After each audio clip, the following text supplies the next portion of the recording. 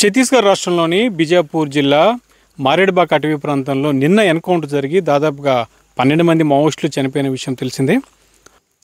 అయితే ఎన్కౌంటర్ ప్రాంతానికి వెళ్ళి అక్కడ ఏం జరిగిందని తెలుసుకునే ప్రయత్నం మనం చేద్దామని అయితే మనం బయలుదేరినాం. అయితే అటు తెలంగాణ పోలీసుతో పాటు అటు ఛత్తీస్గఢ్ బలగాలు అయితే ఘటనా స్థలానికి అయితే పంపించడం లేదు. ప్రస్తుతానికి మనం తెలంగాణ రాష్ట్రంలోని భద్రాద్రి కొత్తగూడెం జిల్లా చర్లమన్లో ఉన్నటువంటి పూసుకుప్ప శివారులో ఉన్నాం. మనం ఇప్పుడే క్యాంప్ అయితే దాటాము. ఇది మన తెలంగాణ సరిహద్దు. మనం అటు చూసుకుంటే ఇక్కడ నుంచి దాదాపుగా 15 కిలోమీటర్లు మనం ఇక్కడ నుంచి వెళ్తే ఈ రహదారి మీద ఈరోజు నిన్న ఎన్కౌంటర్ జరిగినటువంటి మారేడుబాగ్ గ్రామానికి అయితే చేరుకుంటాం. అక్కడే ఎన్కౌంటర్ జరిగింది. అయితే కొంత భద్రతా కారణాల రీతి అయితే మనం అక్కడ వెళ్ళలేకపోతున్నాం. ఎందుకంటే ఇంకా కాల్పులు జరుగుతున్నాయని ఇటు తెలంగాణ పోలీసులు అయితే చెప్తున్నారు. దాంతోపాటుగా ఛత్తీస్గఢ్ బలగాలు కూడా అదే చెప్తున్నాయి. ఈరోజు ఉదయం కూడా అంటే ఈరోజు 17వ తారీఖు, ఈరోజు 17 ఇవాళ జనవరి 2025 ఈరోజు కూడా కాల్పులు జరిగాయని చెప్తున్నారు. దీంతోపాటుగా రహదారుల మీద కూడా ఐఈడీ బాంబులు ఉంటాయని అయితే బలగాలు అయితే చెప్తున్నాయి. దీంతో మనమైతే అక్కడికి ఇప్పుడు వెళ్ళే పరిస్థితి లేదు. ప్రస్తుతానికైతే ఎన్కౌంటర్ జరిగిన ఆ ప్రాంతం నుంచి బలగాలు అయితే 12 మావోయిస్టులకు సంబంధించి మృతదేహాలను అయితే షిఫ్ట్ చేస్తున్నారని తెలుస్తుంది. దీంతోపాటుగా అసలు అక్కడ ఏం జరిగిందనేది కూడా మనం తెలుసుకునే ప్రయత్నం చేద్దామని అయితే మనం బయలుదేరాం, కానీ మనమైతే వెళ్ళలేకపోతున్నాము. ఇక్కడ నుంచి 15 కిలోమీటర్లు అయితే అక్కడికి చేరుకోవచ్చు. అయితే ఎన్కౌంటర్కి సంబంధించి కొంత వివరించే ప్రయత్నం చేస్తాను. యాంటీ నక్సల్స్ ఆపరేషన్లో భాగంగా ఇప్పుడు ఈ మారేడుబాగ్ చుట్టుపక్కల ప్రాంతాల్లో కూడా కొత్త క్యాంపులను అయితే ఏర్పాటు చేస్తున్నారు. ఇప్పటికీ అక్కడ నంబి క్యాంప్ అని ఒక క్యాంపుని ఏర్పాటు చేశారు. దీంతోపాటుగా గుండం, పువ్వర్తి అని దగ్గరే ఉంటాయి. కొండపల్లి కూడా దగ్గరే ఉంటుంది. అయితే ఇప్పుడు ఈ మారేడుబాగ్ అటవీ ప్రాంతంలోని మావోయిస్టులు సమావేశం అయ్యారనే నేపథ్యంలోని ఇటు డిఆర్జీ ఆ డిస్ట్రిక్ట్ రిజర్వ్ గార్డ్స్తో పాటుగా కోబ్రా బలగాలు అయితే కూంబింగ్ చేపట్టాయి.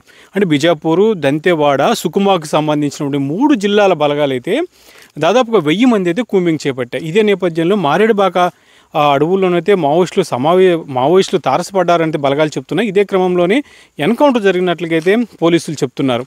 దీంతోపాటుగా మావోయిస్టులు అక్కడ గుర్తించిన తర్వాత పారిపోతుండగా బలగాలు కూడా కాల్పులు జరిపారన్న ఒక ప్రచారం కూడా అయితే సాగుతుంది. దాదాపుగా 2-3 కిలోమీటర్ల వరకు వీళ్ళు రన్నింగ్లోనే కాల్పులు జరిగినట్లయితే మనకైతే సమాచారం అందుతోంది. అయితే ఇప్పుడు ఈ 12 మంది చనిపోయిన వారిలోని ఎవరు ఉన్నారనేది మాత్రం ఇప్పటివరకు అయితే తెలియలేదు. ఇటు తెలంగాణ మావోయిస్టుకి సంబంధించిన ముఖ్య నాయకులు ఉన్నారనేది ఒక ప్రచారం సాగింది. దీంతోపాటుగా మావోయిస్టు పార్టీ కేంద్ర కమిటీ సభ్యుడు మాధవి హిడ్మా కూడా ఉన్నాడని ఒక ప్రచారం సాగింది. హిడ్మా కూడా ఎన్కౌంటర్లో చనిపోయాడని ఒక ప్రచారం అయితే సాగింది. కానీ ఇప్పుడు అది ఎవరనేది మాత్రము తెలియలేదు. అయితే ఇప్పటివరకు అయితే మనకు ఛత్తీస్గఢ్ మీడియా అయితే ఒక ప్రెస్ నోట్ అనేది విడుదల చేసింది. అందులోని 12 మంది చనిపోయారు, పూర్తి వివరాలు ఈరోజు సాయంత్రం వెల్లడిస్తామని అయితే చెప్తున్నారు. ఇప్పుడు మృతదేహాలను అయితే కొండపల్లి అక్కడి నుంచి బిజాపూర్ కేంద్రానికి అయితే తరలించే అవకాశం ఉంది. ఇవాళ సాయంత్రానికి ఎవరు చనిపోయారని అయితే బలగాలు అయితే పూర్తిగా చెప్తాయి. మనకున్న సమాచారం మేరకైతే ఒక DVCM కమిటీ సభ్యుడైతే చనిపోయినట్లుగా తెలుస్తుంది. ముఖ్య నాయకులు మాత్రం ఎవరు లేరని అయితే మనకు కొంత సమాచారం అయితే అందుతోంది. ఏది ఏమైనప్పటికీ ఈ ఎన్కౌంటర్ మాత్రం ఇప్పుడు చర్చనీయాంశంగా మారింది. ఇటు తెలంగాణ ఛత్తీస్గఢ్ సరిహద్దులో జరగటం కూడా ఇప్పుడు కొంత చర్చనీయాంశంగా మారింది. మనం చూడవచ్చు అడవులు కూడా ఎంత దిట్టంగా ఉన్నాయో. కాకులు దూరని కారడవి లాంటి ప్రాంతాలు ఇవి. ఇప్పుడు ఒకవైపు యాంటీ నక్సల్స్ ఆపరేషన్ జరుగుతుంది. దీంతో పాటుగా ఆకురాలే కాలం కూడా మొదలైంది. దీంతో ఈ ప్రాంతంలో ఎప్పుడు చూసినా కానీ కొంత అలజడి వాతావరణం కనిపించే పరిస్థితి కనిపిస్తుంది. ఇప్పుడు మనం ప్రజెంట్ అయితే ఆ తెలంగాణకి బోర్డర్కి ఎండింగ్లో ఉన్నాము. ఇక్కడ నుంచి 15 కిలోమీటర్లు ఇలా మొత్తం రోడ్డు కూడా మొత్తం ఇలాగే ఉంటుంది. ఒకసారి మనం రోడ్డు కూడా చూడొచ్చు. ఇదే రహదారి ఉంటుంది. ఇలాగనే చుట్టుపక్కల ఎవరున్నారో కూడా మనకు అర్థం కాని పరిస్థితి ఉంటుంది.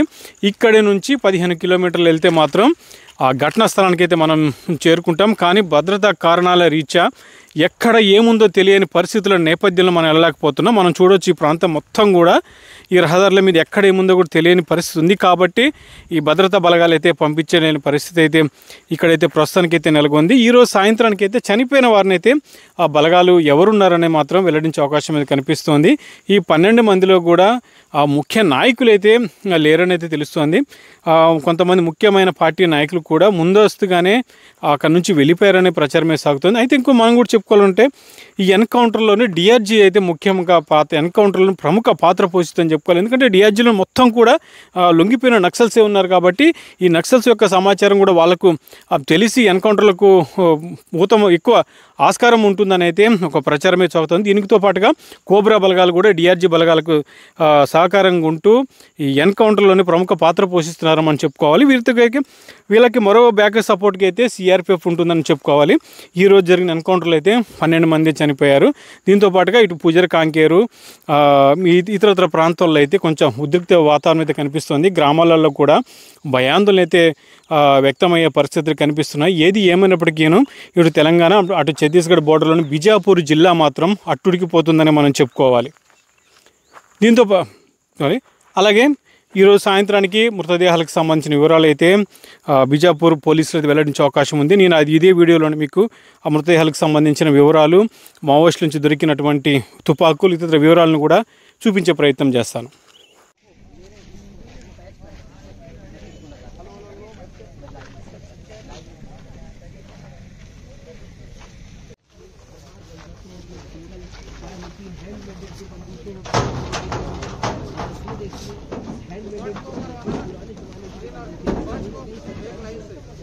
पुलिस कर्मियों से भी लूटी गई बंदूकें शामिल हो सकती हैं और इस तरीके से जो है ये पूरा जो है जितनी भी गन्स बरामद की गई है, बहुत सारी हैंड दिखाई दे रही हैं और इन सभी को जो है जब्त किया गया है। और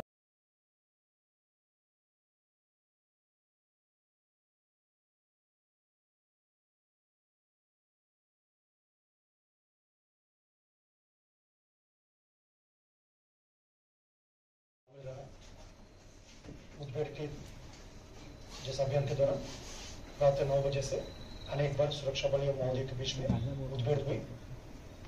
मुठभेड़ को ग्राम इलाके के सर्चिंग के दौरान 5 महिला माओवादी सहित कुल 7 माओवादियों का डेड बॉडी बरामद की गई थे। प्रथम दृष्टिया से ये जो PLGA बैटल नंबर 1 और CRC कंपनी पुरानी PLGA फॉर्मेशन का माओवादियों कैडर का होने का संभावना है, जिसका भी शनाख्ती कार्रवाई की जा रही है। जैसे ये इलाका PLG बैटल नंबर 1 और CRC का एक मजबूत गढ़ के रूप में लोग जानते हैं इस इलाका को, और इस इलाका में माओवादी द्वारा विगत वर्षों में अपना आधार क्षेत्र बनाकर अनेक प्रकार का जो हिंसात्मक गतिविधियों को अंजाम दिया, विकास कार्य को न होने दिया और क्षेत्र की जनता को तमाम तरीके से प्रताड़ना किए गए थे। इन सब चीज़ों को ध्यान में रखते हुए शासन का, भारत सरकार का, छत्तीसगढ़ शासन का और हम सबका मंशा ये थे इस इलाका को नक्सल गतिविधि से मुक्त कराना है। उस सिलसिला में विगत समय में भी कई अभियान संचालित किए गए थे, लेकिन ये अभियान काफ़ी एक वेल कोऑर्डिनेटेड एक संयुक्त अभियान थे। इसमें